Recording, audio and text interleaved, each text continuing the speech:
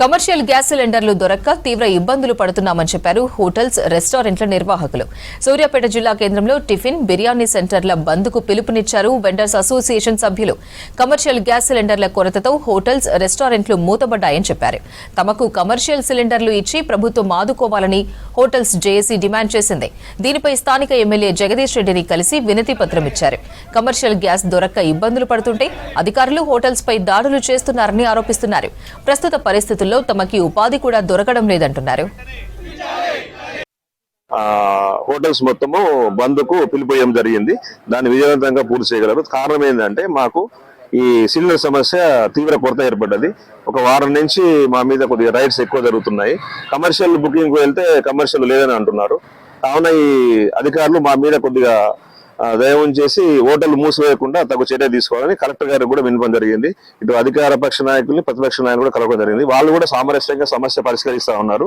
కావున ప్రజలు ఎంత గమనించి మాకు సహకరించగలరు. ఎందుకంటే దీని మీద ఆధారపడి 300 కుటుంబాలకు పైగా హోటల్స్, బండ్లు, గప్చుప్ బండ్లు అయితేంది, మన టీ స్టాల్స్ అయితేంది, టిఫిన్ సెంటర్లు అయితేంది, ఫాస్ట్ ఫుడ్ సెంటర్లు, మెస్సులు అన్ని కూడా దీని మీద ఆధారపడి బతుకుతున్నాయి. కావున ప్రభుత్వం తొందరగా తగు చర్య తీసుకుంటే మేము ఉపాధి కోల్పోకుండా మా హోటల్ మేము రన్ చేయగలుగుతాము. లేదంటే మూసివేసే పరిస్థితి ఏర్పడుతుంది. కలెక్టర్ గారు కూడా మేము విన్నవించుకుంటున్నాము. తొందరగా పరిష్కారం చేస్తే బాగుంటుంది. గ్యాస్ పొందామంటే కమర్షియల్ ఇచ్చే పరిస్థితి లేదు. డొమెస్టిక్ పెట్టుకుందామంటే విజిలెన్స్ వాళ్ళు వస్తున్నారు. కాబట్టి మీకు గవర్నమెంట్కి తెలియజేందంటే ఒకటే, మాకు కమర్షియల్ సిలిండర్ ఇప్పియండి.